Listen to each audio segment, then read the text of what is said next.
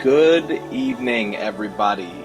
Um, man, I listen. I don't know what to say. Obviously, I am not producer Kevin, but I don't know what to say about this game. I'm going to do a lot. Let the chat do a lot of the talking tonight. If I'm being completely honest,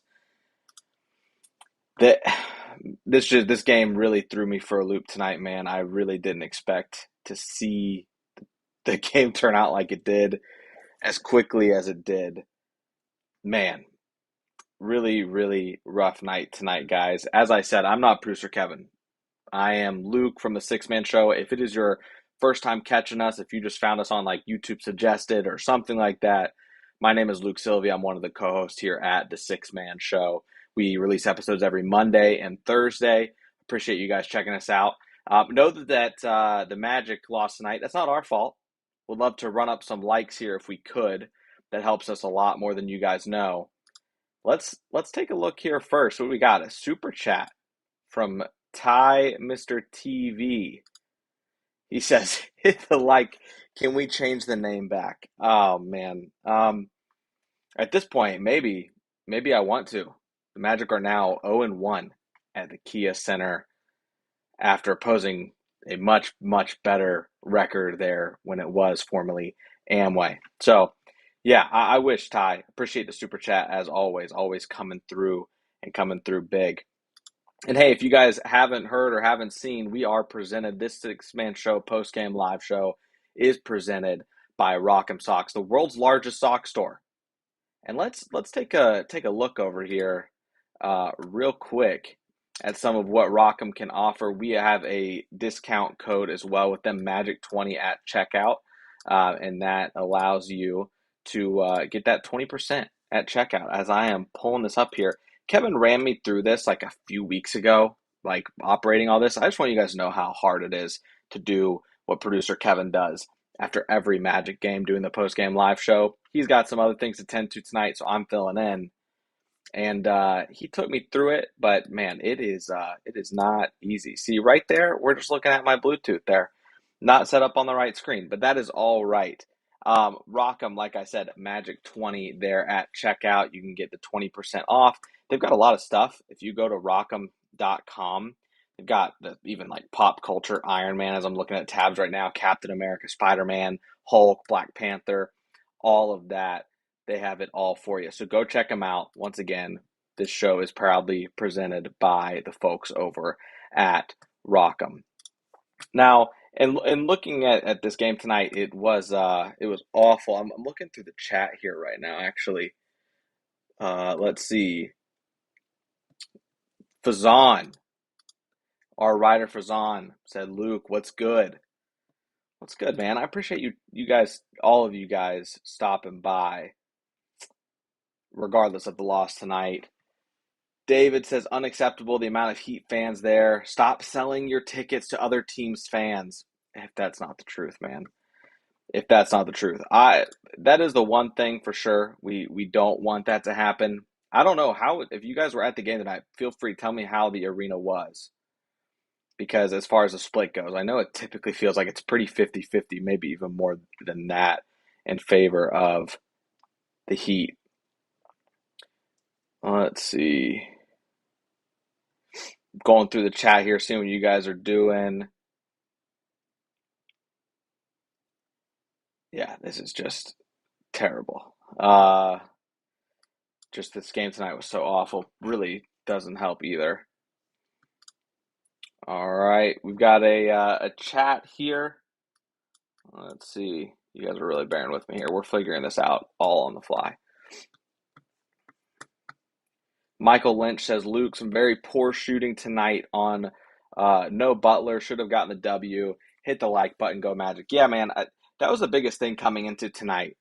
I've got kind of a list of what my expectations were for this game. And obviously, no Butler. You feel like you should win this game.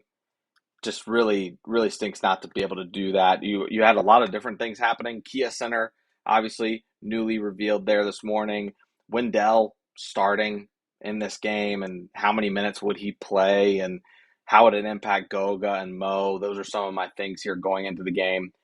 And then you look at it like Miami 24th in points in the paint, Orlando 4th at 55 and a half, both top 11 in protecting the paint. Miami number 1 in 3-point percentage at about 33 threes per game, which is 19th in the league. In terms of attempts, that's not a lot at all necessarily, but the Heat definitely made the Magic feel it tonight. I could not believe what I was seeing there tonight.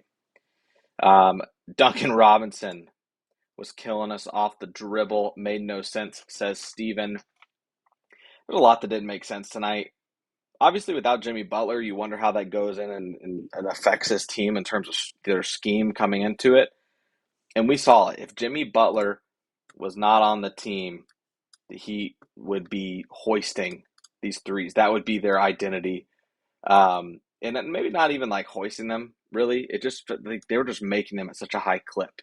You take Jimmy off the floor and you bring in guys like Tyler Hero, who has 28 points, 10 of 17 from the field, 4 of 4 from the free throw line.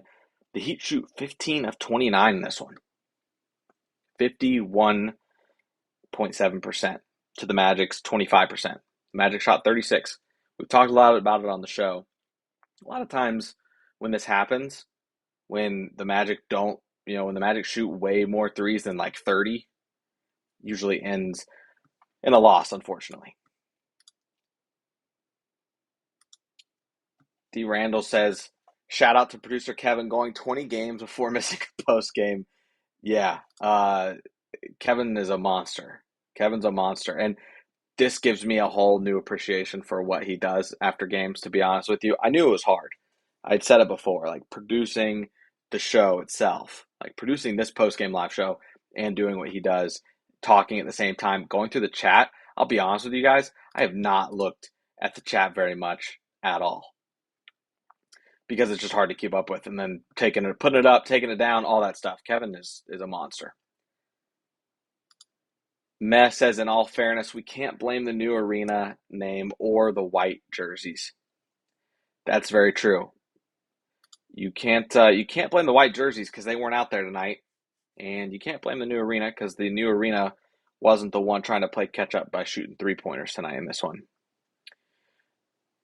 Steven says that second quarter after Bam got his third foul was unbearable to watch. Yeah, the Heat just got hot at the end of that second quarter, and the Magic just never really recovered from that. It took a miracle at the end. As I'm setting up for the show, I see the lead dwindling for the Heat. I was like, what is going on, man? Like, what are we doing? And it just looked like we were hitting just garbage time field goals. You got Wendell playing down the stretch too, and you end up losing this game by 9. So I could not believe it tonight. All right, let's see what else you guys are saying here. Matt, we're going back to back comments, bud. Caleb Houston brought it today, is what Meh is saying in the chat.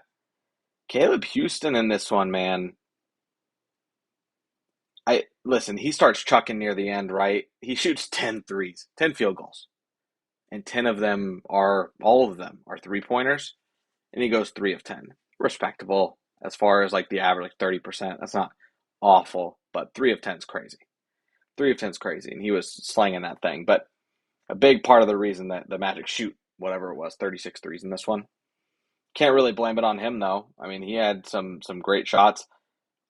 There is going to become a debate, I think, pretty soon if the Magic continue to struggle shooting threes, hesitant to shoot them, that Caleb Houston's going to deserve minutes. We know Jet Howard is the common one right there, but Caleb Houston's going to be working his way up people's lists if he hasn't already. I know Jonathan loves Caleb Houston, so let's see. Going through, Matthew Kennison says, no way we beat Milwaukee tomorrow. Now, I just don't see it, especially after this game. It's not so much after this game. Yes, I agree. I don't see it happening, to be honest with you guys. But Milwaukee owes us one. We beat Milwaukee most recently, and they're gonna be coming after us for sure. We're an established team now. This early in the season, it's hard to say that, but you are one of the teams in the top of the East. I think what if you were fourth coming into this game tonight, I think you might be tied for fifth, or I'm not sure. Maybe even with Miami. And Miami's played a couple more games than us, so that's not technically the case yet. Let's see. Soul Train. I'll give Wendell a pass, but I expect him to be better eventually. Yeah, of course. There, that is what I didn't understand tonight. There was a lot of people just like couldn't wait to get all over Wendell Carter Jr.'s case about his performance in this one. He rectifies it a little bit down the stretch there, right? Like he didn't even shoot in his first stint tonight. And then he ends up shooting 3 of 4 from the field, 1 of 2 from three, 8 points, 6 rebounds. With that garbage time unit, he ends up being one of the only people that were a plus tonight in the plus minus. Wendell Carter Jr. absolutely gets passed tonight. He hadn't played since November 2nd. Played 23 minutes, by the way. I do wonder what we do with him tomorrow night going into Milwaukee. Is he conditioned enough that you can throw him out there, start him again like they did tonight? I don't know that he ends up playing 23 minutes tomorrow night off a back-to-back, but could he get you 15? I think he absolutely could, for sure. David says, bro, where is Gary Harris? Listen, man, I'm a huge Gary Harris truther, and it does hurt me. It hurts me a lot. Tonight, defensively, like he still was good. He was one of those guys that was in the positive. He was in the positive before the bench unit, not the bench unit, before the garbage time unit got, made the lead a little bit more manageable there. He was the only guy on the team with a positive plus or minus. Ends this one with a +4, 2 steals, 1 assist, over 2 from the field. I don't know what it is. I don't know if it's schematically. I know that one of his threes tonight was in transition, just wide open, missed it.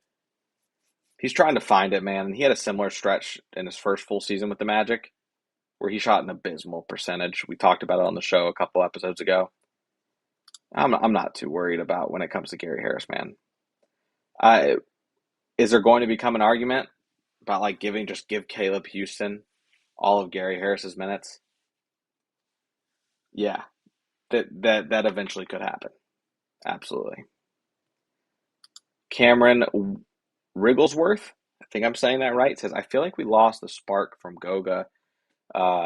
I feel like we lost the spark from Goga by not starting him, is I think what Cameron's saying. So I, maybe it's hard to know, man. There wasn't a lot for me to think. Like Wendell still held his own and was the only defender, quite frankly, to give Bam any type of run for his money tonight.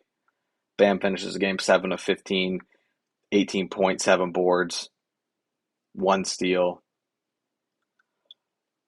Dell does a good job on him tonight. Like, point blank, does a better job than Goga, in my opinion. Goga was jumping a lot, especially with Bam. There was a play, Bam gets him in the air, pump fakes him from mid range, gets JI to jump to.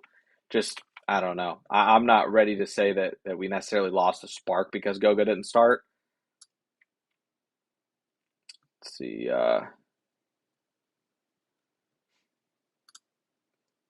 Matthew Kinnison says we should go after Buddy Hield. He is disgruntled with his minutes. I I don't know. Before this season, I was all aboard the Buddy Hield train. To be honest with you, man. And I get what you're saying. Disgruntled has a history of being a very great shooter in this league. I'm just going to pop over and look real quick. He's averaging 12 and a half points a game right now. 44% from the field, pretty average for him from the field.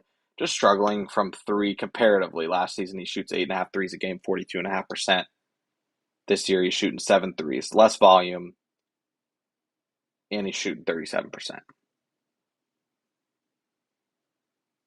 Mess says Buddy is a chucker. So, I mean, yeah, he's a shooter. I don't know that he's a chucker. Let's calm down. He shot 42.5% last year. That's not a chucker. That's a three-point shooter. That's a sniper.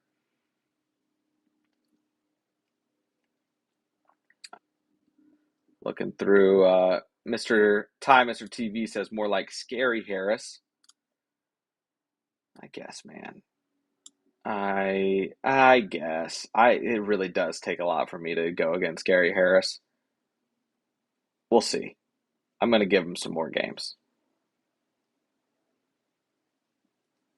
It is a great point. Lachlan says Gary would have much better defense than Jet, though. Yeah, absolutely. Gary Harris is still, listen, don't need to get it twisted. Gary Harris is still one of the best defenders on this team. Regardless of what he's doing on the other side of the ball, he is absolutely one of the best shooters on this team.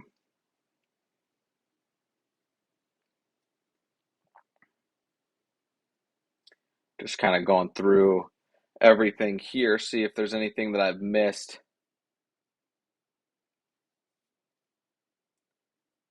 I'm laughing at some of you guys.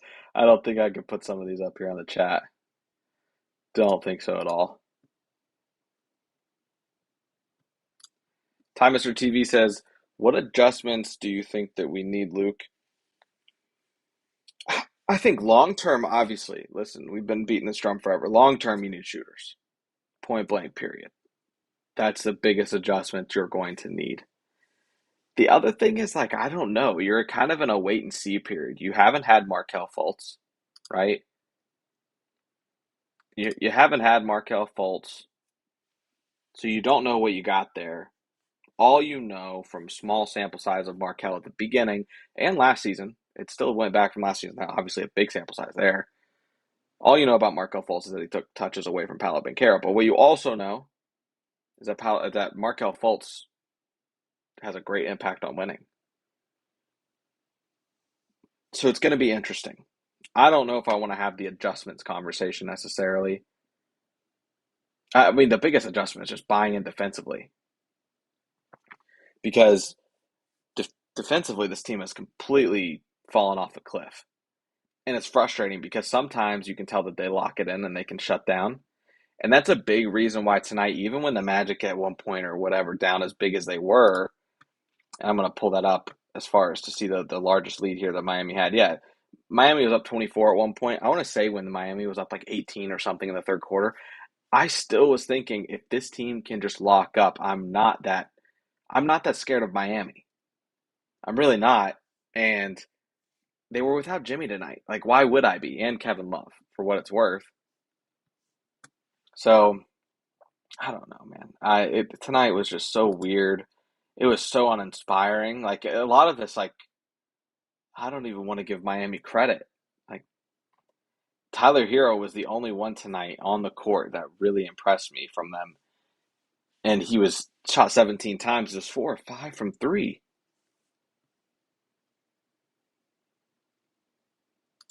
Artos says, I've been looking at some data sets, and Cole Anthony really has some great creation and scoring numbers. Yeah, that's what he does, man. He's a bucket getter. He's a bucket getter. And this one, as you guys can see as it's scrolling across the bottom here, Cole Anthony, 20 points, 8 of 13 from the field. He was great tonight. 3 turnovers, but he had the ball in his hands a lot. He's getting, double team. He's going to the paint. They're just packing the paint, daring you to shoot from three. Ugh, man. It was, it was uninspiring tonight for sure. I don't know. I don't know what's going on, but I do know that tomorrow night against Milwaukee, you've got to bring it then because you didn't bring it tonight. I mean, and everybody got run tonight too. Hopefully, some guys are better rested. Paolo still logs 34 minutes. Franz with 32. We're we're close to having a conversation about Franz Wagner from the three. 0 of 4 from three. I mean, obviously, Paolo didn't play well. 2 of 12 from the field. 0 of 3 from three. But Franz Wagner, like, came to a point tonight where Paolo passes up an open layup, or maybe could have drawn contact slightly, but you're looking at pretty much an open layup for Paolo Banchero tonight, driving down the left side, and he kicks it out to Franz Wagner for three. I get Franz is open. You're passing up a 2 for a 3, and I know you want to get him going, so I get it, and it's tough because you want to get your guy going, but man. It was rough, man. And there was one point where Franz kind of clapped his hands trying to get the three from the right wing. They pass it to him and he shoots it short. And that was like second quarter. That shouldn't be like I'm gassed legs issue at that point. So just super concerning from that respect. And yeah, man, it's man rough, rough to say the least. As Luis Rosario says, we need to think long term, like for the next 5 years, because we are ahead of the curve right now. Yeah, we're definitely ahead of the curve. I don't know if you mean that like we can afford to think about the future, like get more ambitious knowing what we've got because we are ahead of the curve. Not entirely sure. But we are ahead of the curve. That's for sure.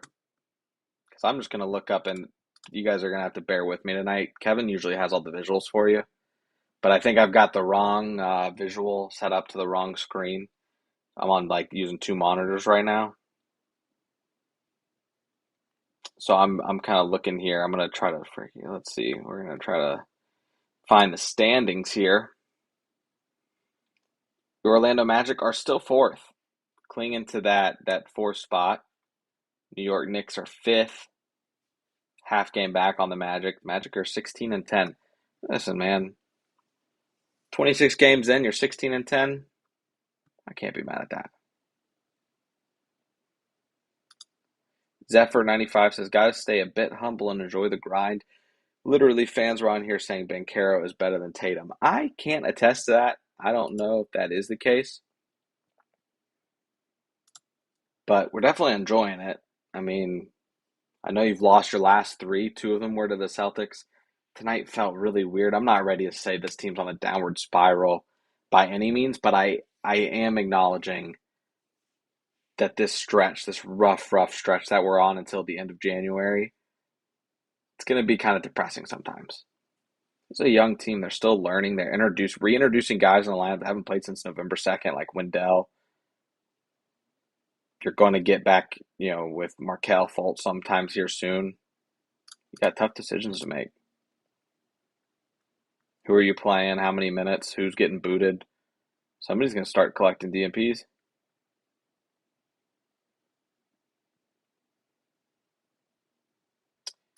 Soul Train brings up a great point. I have to remember how young the important pieces are. They were real young. Producer Kevin joined the last episode after that, following that Boston loss. It was like Tatum and Brown and the Celtics, like they've got so much more experience than this Magic team. Losing to them, nothing to hang your head about. Yeah, they're the Magic are what our youngest, our stars, our two cornerstones of the franchise are 21 and 22. You got a lot of time, man. Coming into this season, I predicted the Magic would go 42 and 40. And even people thought that was too ambitious, right? Too much of a win jump from last year is what a lot of people said. But Magic fans know how badly we started last year, finishing the season at the pace that we did. No reason to believe this team couldn't come into the season and win 42 games. Was I 100% confident we were going to hit that? No. Am I still 100% confident? 16-10 start helps. Can't lie to you.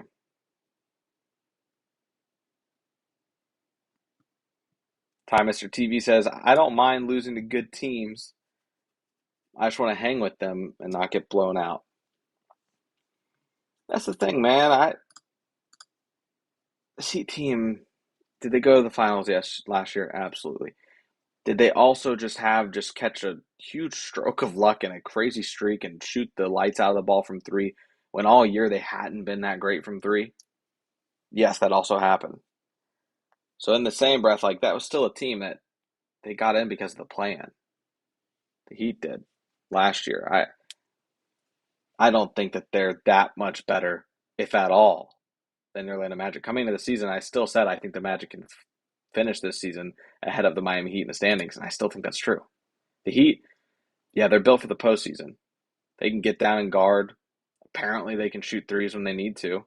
We've seen it this year that the best by percentage, the best 3-point shooting team in the league, despite Obviously, shooting at a smaller volume than 18 other teams. Uh, Daniel Buckingham leaving Amway and wish stub toes on all these plastic Heat fans leaving. Yeah, you always wish minor inconveniences over those Heat fans. That's for sure. That's for sure, man. So I'm gonna kind of go into just looking at team stats here on my second monitor. Let's try this. You know what? We're all here. Let's see if we can get the scores up here. Get some stuff up here. There we go.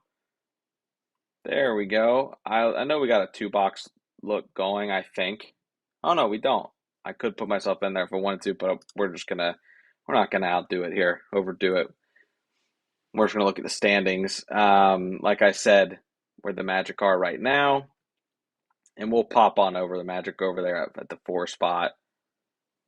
If you lose tomorrow night, you have a good chance of sliding back to the 5th spot, maybe the 6th. But then let's take a look here. When you look at the team stats, man, across the board, this is where I was surprised. I really thought, because I don't look a lot at team stats throughout the game. I'll look at like little nuggets on X, Twitter, whatever you want to call it, and just kind of get a feeling. But if you look at this, the Magic shoot 6 more shots than the Heat. You lose the turnover battle by just 1. You just weren't forcing turnovers tonight, man.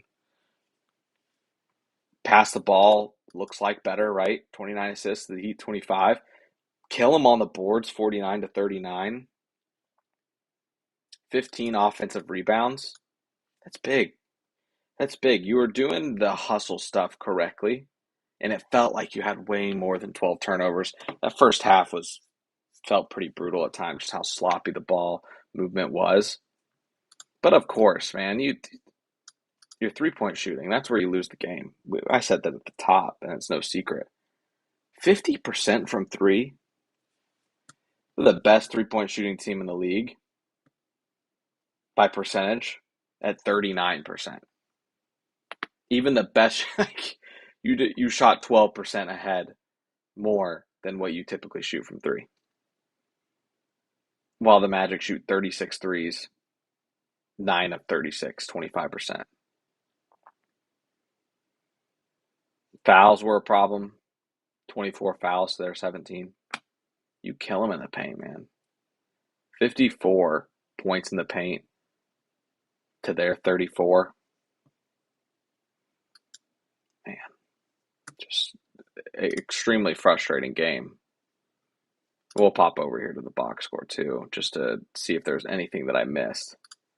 I'll pull up chat while this is loading too. Daniel Buckingham, I accidentally almost just banned you by accident. I would have apologized profusely for that. If anyone gets banned tonight and you weren't acting crazy, please DM the show, because there's a chance that I might have just accidentally banned you. Mess says, after games like this, we have to think back to the days of thinking AG was going to be our star. Man, AG found his spot in Denver. He got his ring. But yeah, you got to think back to those days, especially when the Magic are 16 and 10. Like Jonathan said, if we can get past, like, because we were 19 and 13 a couple seasons ago, where it looked like a few seasons ago when it looked like we were on the up and up, 19 and 13, then you end up totally falling apart. Bottom falls out. If we can get to like that 20 win mark, if we can be 20 and 12, I understand that means you got to go, what, 4 and 2 over your next 6. But I would love that. It would just make me feel good. I would love to have a better start than that year where everything went to crap. And again, man, Cole Anthony, 20 points. 20 points tonight. He looked good. He looked good. Mo Wagner, 11 points, 7 rebounds. Paolo Banchero, I say this all the time, but if you're going to shoot and be inefficient, you better be giving me something else. 8 rebounds tonight for Paolo, paired with 8 assists, 3 turnovers. I'm not complaining about the 3 turnovers when you got 8 assists. getting your teammates involved like that. Franz even had a decent assist tonight, 5 of them. 5 of 14, 15 points on 14 shooting, 14 field goals is just not going to do it.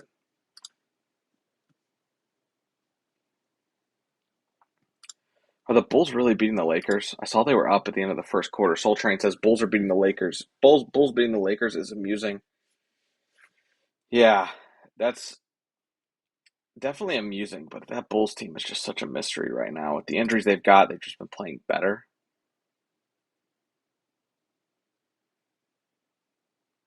But yeah. All right, y'all, real quick, I am going to take just a second to remind y'all that this show brought to you by Rock'em Socks. Magic 20 is the code you can use at checkout for 20% off. We would love for you guys to use that. I don't know if it's probably too late at this point, with it being December 20th, to get something maybe arriving on Christmas. I don't know what the shipping situation looks like. But there's a ton of stuff on there. I tell people this all the time. I tell my friends, I tell my family who don't really care for sports, maybe don't care about the Magic at all. This isn't just a sports website for socks. Like, they've got everything. The world's biggest sock store for a reason. So please check them out. Rock'em.com. Get yourself that discount. Magic 20. And let's see if we can fumble around ESPN.com. Let's look at these scores. Talk about the Bulls. Holy, the Bulls. Where'd they go? They won. They weren't just beating them. They won 124 to 108. Nuggets beat the Raptors. All intents and purposes, that's great for the Magic. It's great for the Magic. Let me take this comment down. Hold on. Nothing against you, Soul Train, but just need to take this comment down, All right. Knicks beat the Nets. Not great for standing. I mean, at that point, I think we won't be too hurt if the Knicks finish above the Magic in the standings, honestly. But the Nets, more kind of that limbo team where you don't really know. They're 13 and 4. 13 and 4. Jeez, they wish. 13 and 14 now. Bodes well for the Magic. The Nets just keep sliding down the standings. Create some separation. All about what things are you willing to take? What are you willing to sacrifice? I'm willing to sacrifice the Knicks finishing above us if it means kicking another team below us that could battle us near the end of the year for jockey for position. 76ers beat the T-Wolves. Man, the Sixers, they get rid of Harden and they're balling. Clippers have been playing decent too. Pacers, well, hold on. The Pacers scored 144. That offense is legitimate. Back when the Magic played defense, shut the Pacers down. But man, Hornets don't do much of anything. So, geez, 144 to 113. That's crazy. Cavs win 124 to 116. Not great for the Magic in terms of standings. Hawks right now ahead by 12 to the Rockets. And this doesn't really bother us or hurt our implications too much. Clippers are playing the Mavs. They're up by 6. Celtics Kings just tipping off. Celtics lost a tough one in Golden State. We're up by however many much, 20 plus points. They lose that game in Golden State. Steph Curry effect. Man.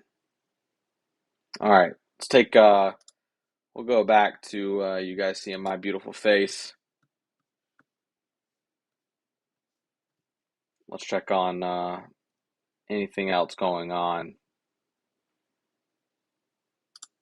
Mess says if we were going to play this bad defensively, let's at least trade to get Vooch back. I don't know about all that, man. I love Nikola Vucevic. I hope he retires with this team, but I don't know about that. I don't know if I'm willing to part ways at that point already with whoever it would take to get Vucevic.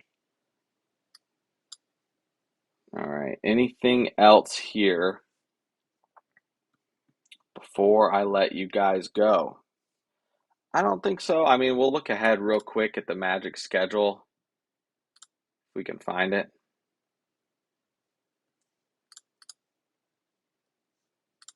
Pulling it up here real quick. We'll go back to the old screen real quick here. Look ahead tomorrow night, Thursday. For those on audio platforms, it'll be tonight as you're listening to this. Magic play at Milwaukee. So you finish with Miami, lose this game by 9. You go to Milwaukee. You go at Indiana on Saturday. Obviously, Christmas, you're not playing. At Washington. Then you're at Philly, at New York, at Phoenix, at Golden State, at Sacramento, at Denver, at Atlanta, at Minnesota. Then you got Miami again, but that time down south in that dirty city. Man, this stretch is very rough. This stretch is very rough. To me, you obviously got to win this Washington game coming up December 26th. Split Bucks and Pacers, please. Gotta split it. Because then you got Philly, Knicks, Phoenix, Golden State, Sacramento, Denver, like I said. It's a tough stretch, man.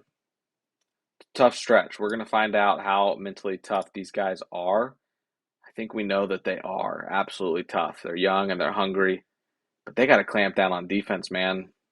They got to clamp down on defense. Their rotations tonight were sloppy. It wasn't all good tonight, that's for sure. Very minimal good. But you got a chance. Good thing about the NBA, 82 games. 82 games, and you have a chance to kind of right the ship. Take that bad taste that was out of our mouths, that was in our mouths tonight, pause, and then tomorrow make it right. Get a win in Milwaukee. All right, guys. Once again, my name is Luke. Six Man Show. Episodes every Monday and Thursday. Post-game live show after every game. Let's get a dub tomorrow. All right, let's go Magic.